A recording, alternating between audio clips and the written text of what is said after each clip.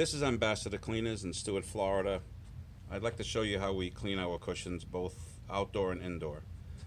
This is a cushion that came in. As you can see, it's very moldy and mildew. This is the top of it, which shows the dirt. We're going to explain how we clean the cushions.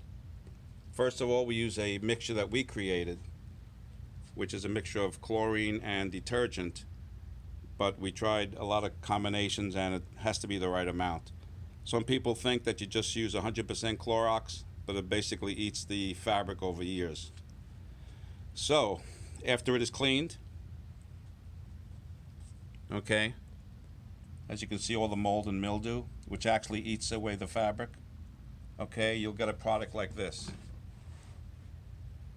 And last step is we waterproof it, which is not proofing, it's water, it makes it water resistant, which actually protects it from mold, which will prolong the life. Now this fabric isn't even this umbrella fabric, it's some kind of synthetic, so it's even more critical when you use the water resistant on it.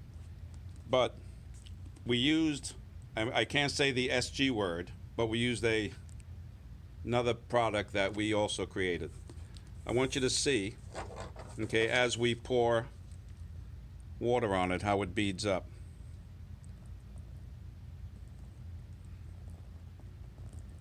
Okay, now again, I said it's not waterproof, but if you get something on it and wipe it off right away, okay, if there's a rain that's not really torrential, but it'll make these last a full season where it doesn't create mold and mildew.